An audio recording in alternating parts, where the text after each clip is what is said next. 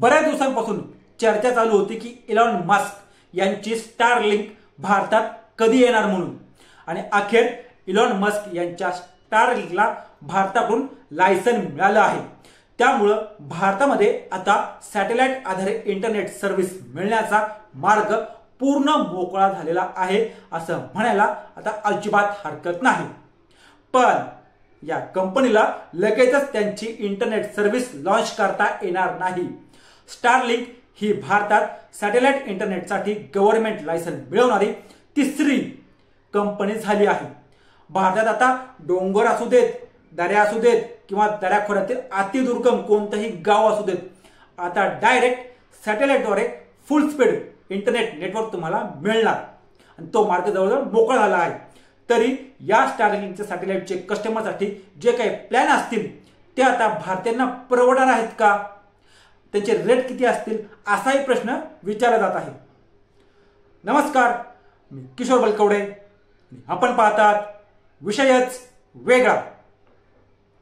Elon Musk यांनी भारतात अंबानी यांची सर्वात मोठी जिओ नेटवर्क कंपनी असताना सुद्धा स्टारलिंक सॅटेलाइटद्वारे नेटवर्क मार्केटमध्ये एंट्री केली आहे।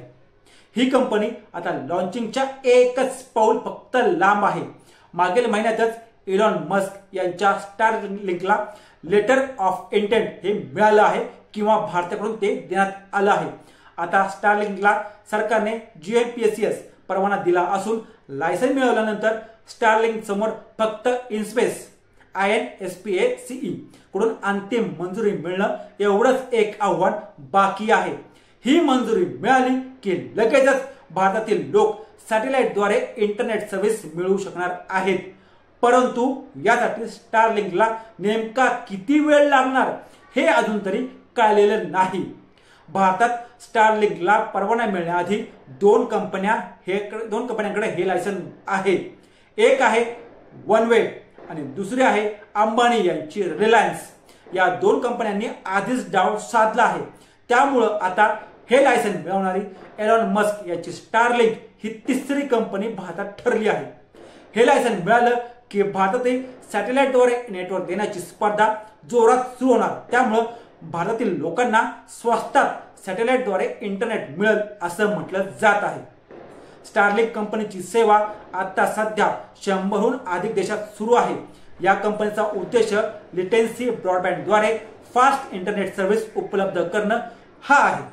भारतात अतिशय दुर्गम पायाभूत सुविधा जिथे नाहीत किंवा नसल्यामुळे अजूनपर्यंत इंटरनेट ही सर्व्हिस पोहोचलेली नाही।